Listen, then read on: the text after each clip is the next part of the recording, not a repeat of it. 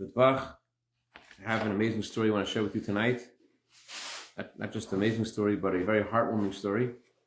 And before I share the story, I just wanted to mention that this time that we're in right now, continuation to Pesach, is a time of miracles and wonders, because the month of Nisan is associated with miracles. As the Gemara says, that if you see the letter Nun in your dream, miracles will happen to you.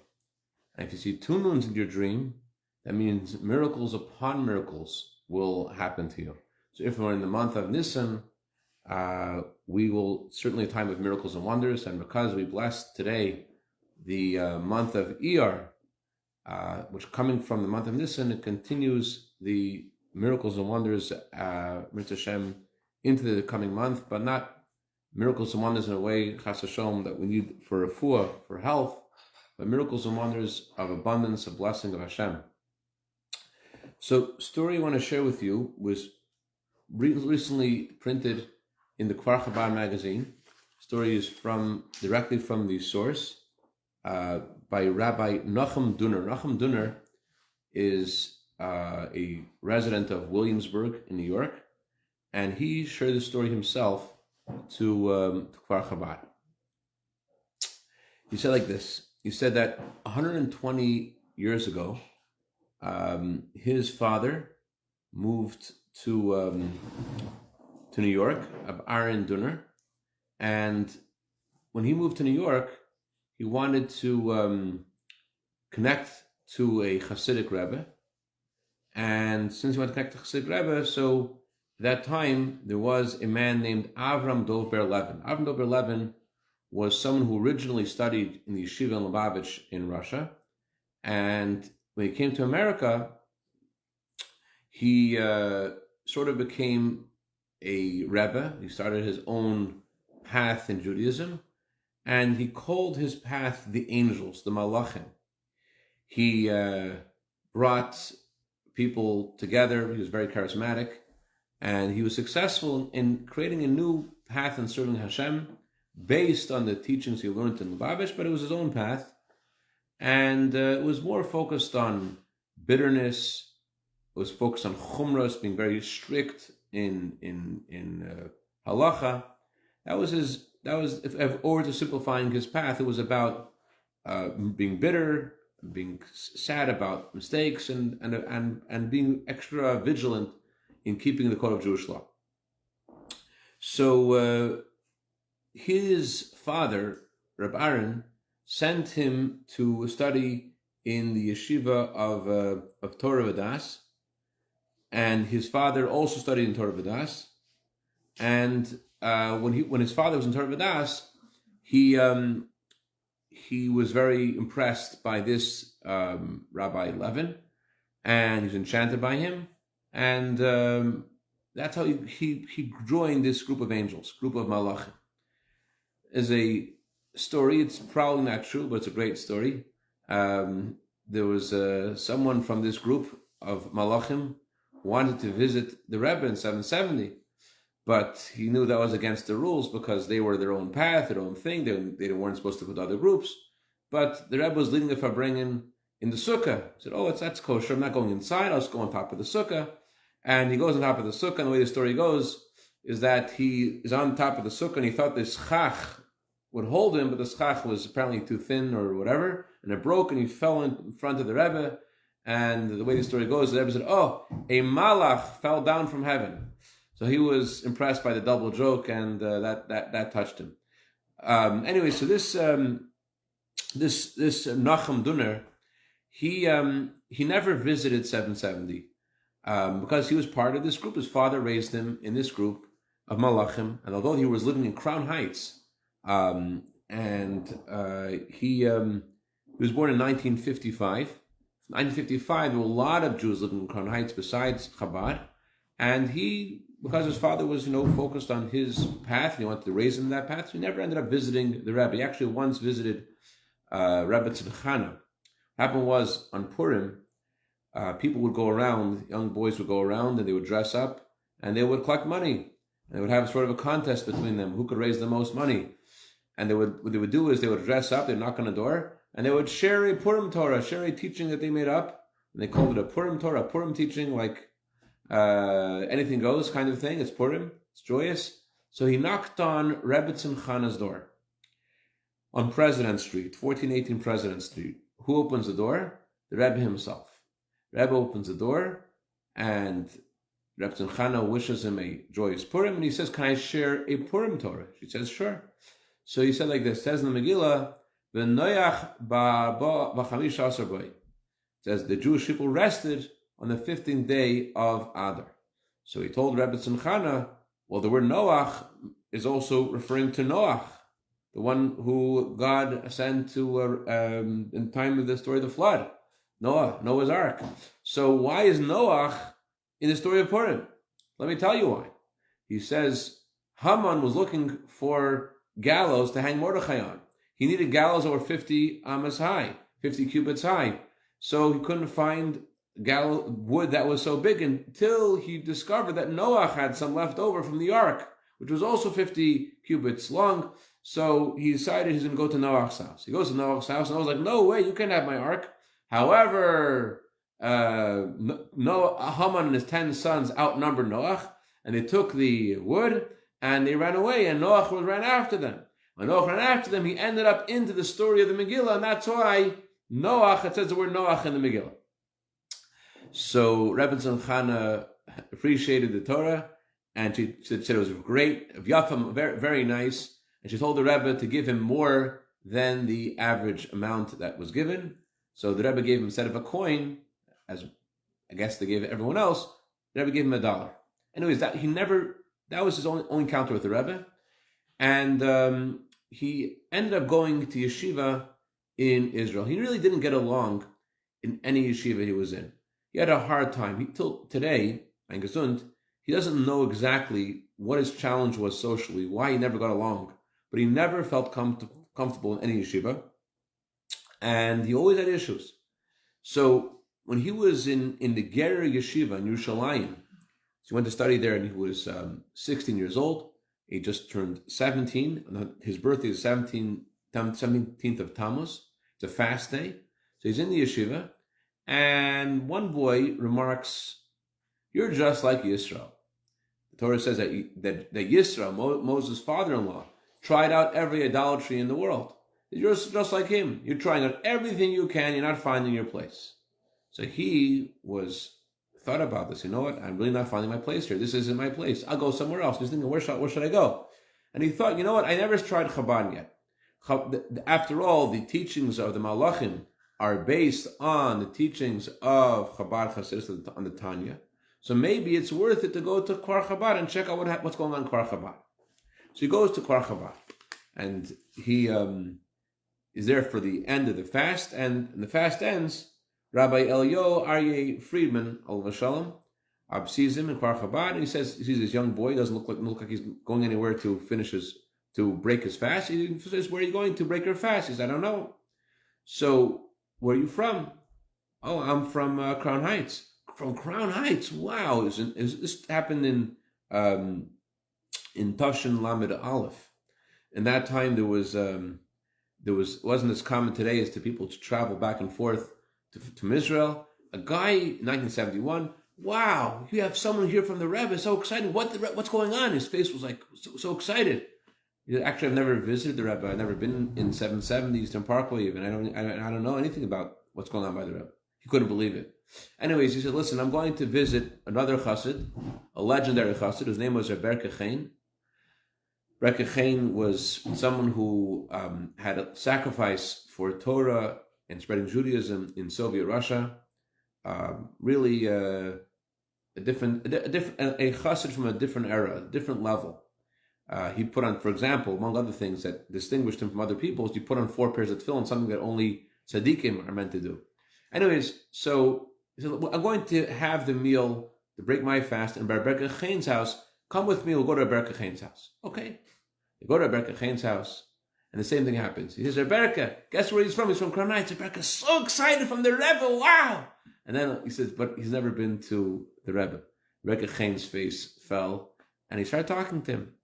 And he said, after they ate, he said, "Let's go for a walk." They went for a walk.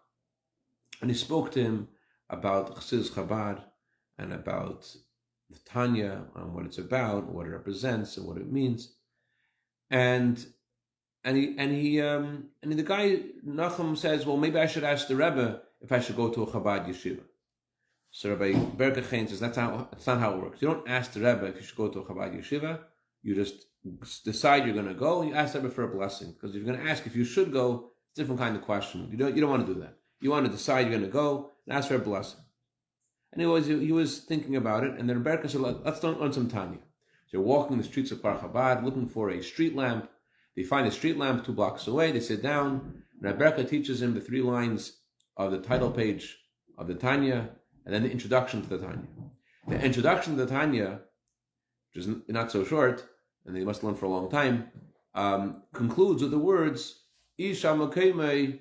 I'm sorry, I didn't do the whole introduction. They only got up to the words, Isha Makeme Yavisham. Each person should come to his place peacefully. So he's like, wow, this is a sign for me. He's thinking to himself, each person should come to his place peacefully. Maybe this is my place. Maybe Kfar Chabad is a place I need to go to. What a good idea. I'm going to try this out. And he does. He goes to yeshiva. Actually, he didn't go to Kfar Chabad. He went to another Chabad yeshiva. He ended up going to Torah Samis in Yerushalayim. And he's still in that yeshiva as well.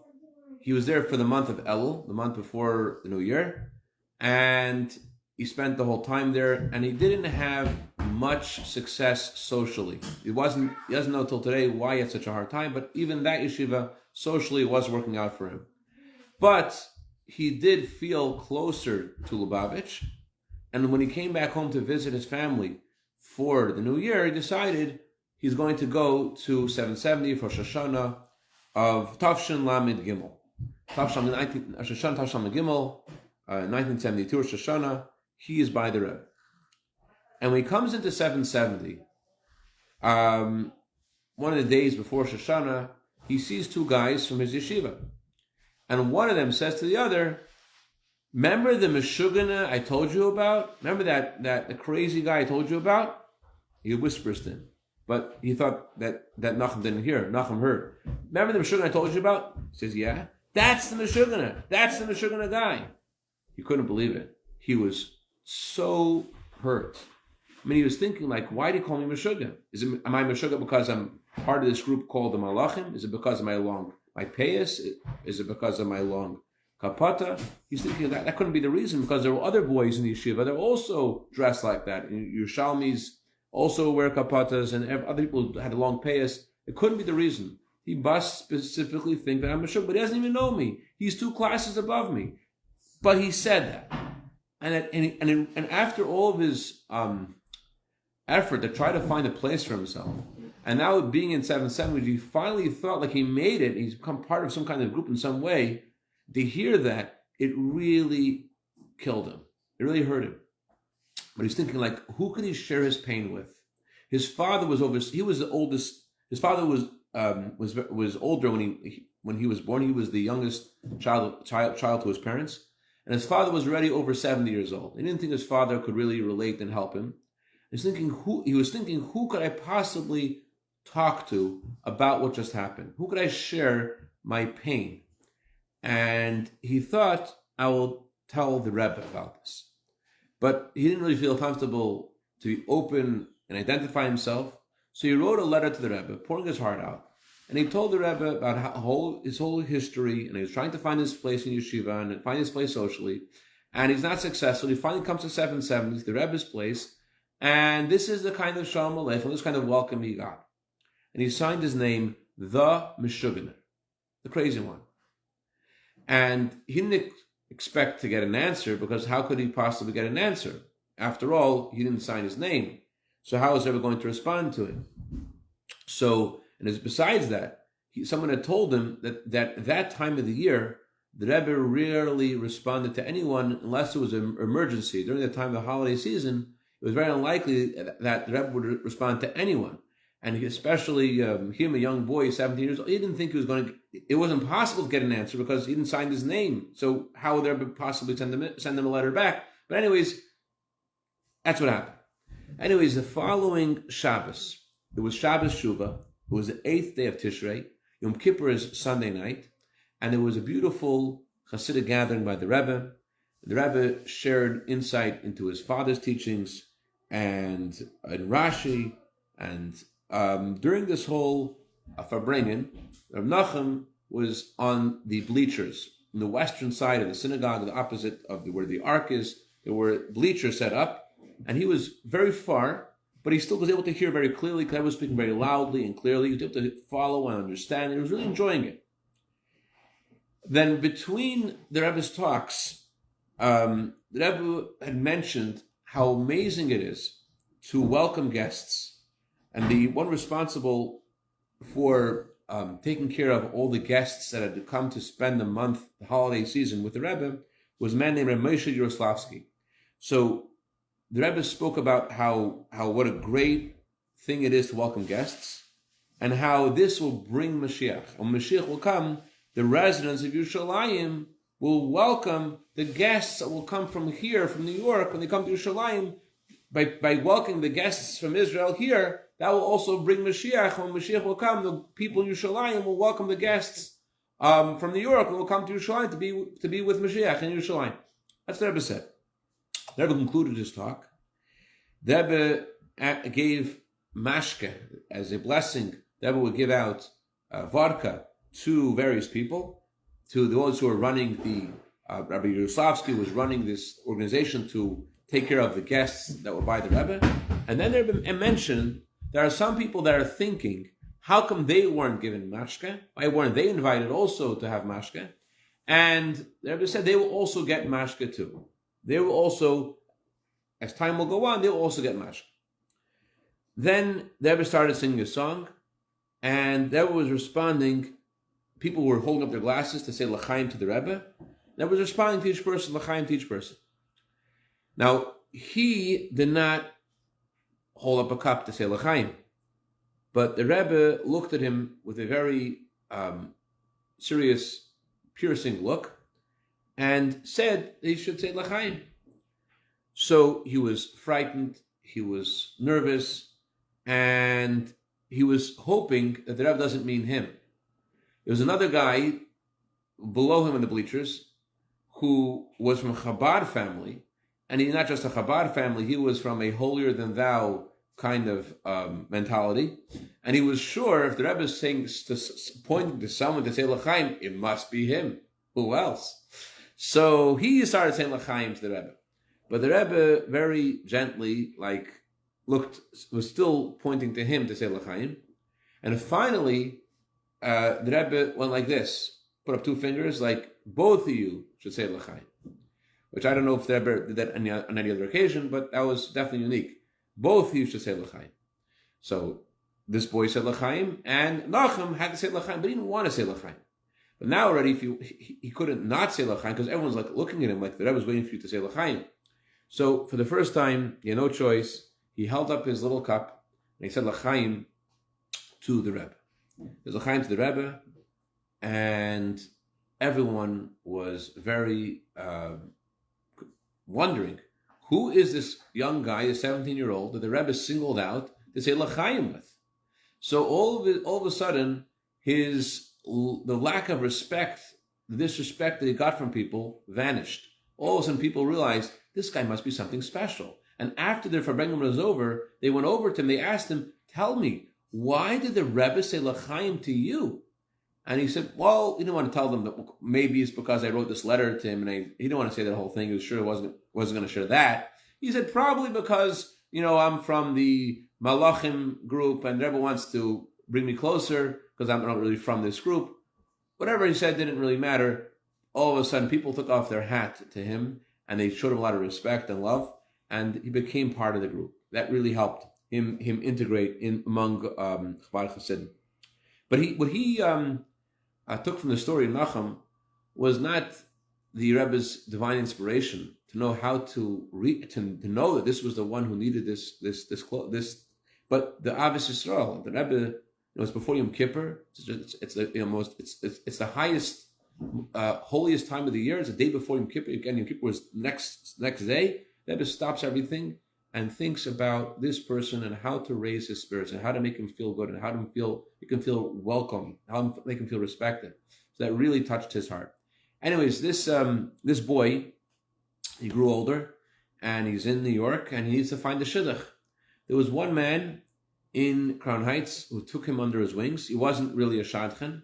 He never made a shidduch before or after, but he decided he's going to help this boy out. He and his wife, this shadchan didn't want to share his name with the magazine, but he and his wife decided to take care of this boy and to find him a shidduch, and they were successful. So in 1980, the month of Teves, he was engaged to get married, and as it was customary at that time, although the Rebbe didn't have private audiences in general at that time, but for a chas and kala, for someone getting married, they were given an opportunity to have a private audience with the Rebbe. So he really felt bad for the shadchan, for the matchmaker, because the matchmaker and his wife didn't have any children, and he felt bad. And when he came to the Rebbe, he had this wild idea, and he told this idea to the matchmaker and his wife, and their eyes, which has been the light in their eyes, which had been dimmed because they weren't blessed with children for so many years, all of a sudden they saw light in their eyes when they heard his idea. They had asked the Rebbe many times through the Rebbe's secretary to have a private audience with the Rebbe, to share with the Rebbe, their heartfelt request for blessing their children face to face. They wanted to have a chassidus, a private audience with the Rebbe, and the Rebbe's secretariat presented the request, but they weren't given this audience. So when Nachum was in the room with the Rebbe, he had this wild idea, and he told this shadchan, the matchmaker, about it, and they agreed to come. They stayed outside 770, waiting to see what would happen. Nachum tells the Rebbe the following. He says, I'm a poor guy. I didn't pay my matchmaker as customary. He's supposed to pay the matchmaker something. I didn't pay him anything because I couldn't afford it. Could the Rebbe please pay my shadchan? And the Rebbe looks at him, like waiting for him to finish what he wants to say. And he says, I want the Rebbe to pay my shadchan by giving him a private audience. So the Rebbe says, okay. But Nachum was already experienced in the goings-on in 770. He says, Rabbi Groner will never believe me. So I pressed a button, a buzzer, summoned Rabbi Groner comes in, and the Rebbe said that there's a couple outside waiting to come in. They should come in. And then the Rebbe concluded something very unusual. He said, this is my nerazach. This is my thing. So Nachum, he runs away. I mean, he understood that Rabbi Groner is, after all, trying to guard the Rebbe's health and that he has an important job, but he still felt it was so important that that's why he did this thing, and he understood that why he irked the ire of Rabbi Groner. But anyways, so the couple comes in, and they shared with Nachum afterwards the incredible blessings the Rebbe gave them. 2 weeks later, the shadchan and his wife, Baruch Hashem, were blessed that she became pregnant, and 9 months later they gave birth to their first child, who was a girl. They were blessed with 7 children afterwards. Anyways, one more story, one more part of the story. Interesting thing, Nachum himself needed bracha for children too, and Baruch Hashem, he, despite all odds, despite whatever the doctor said, he was also blessed with children. And he's expecting his 5th grandchild soon, Baruch Hashem. Nachum said that he was successful financially, very successful. And he was by a dinner that Rabbi Moshe Levin is the Rebbe's emissary in Kiryot, in Israel. And he made a dinner. And at the dinner, they had a sort of auction, and they sold a Haggadah by the famous artist Yaakov Agam for $25,000. So he decided, Nachum said, this is a great idea. One Haggadah is $25,000. This is a good business. So he wrote to the Rebbe, does the Rebbe consider this to be a good business or not? So the Rebbe said, Ein li yediyah be'esek hanal. I do not know about this business. I don't know about it. So another chassid may have taken that as a no. The Rebbe doesn't know about it. not a good idea. But he took it as, well, you don't know, but I know. This is a great business. He invested $3 million, and unfortunately, he's still trying to recover from that. Anyways, but Rav Nachum concluded his story and said, the Rebbe said he doesn't know about business. But there's something the Rebbe says he does know about. What does he know about? He knows that this is a time of Bias HaMashiach. This is a time of Tchias HaMesim. This is a time that within our generation, our eyes, as we all pray today in Ma'ariv, that our eyes should see, Hashem should turn to Shalayim, Hashem should help that we should see the Rebbe's words to be fulfilled, and meanwhile, any second of exile that remains, we should prepare to see this happen with our eyes, and not to be so Meshigener. Meshigener only in a good way. L'chaim, l'chaim, a good tavach, and a frei l'chavach.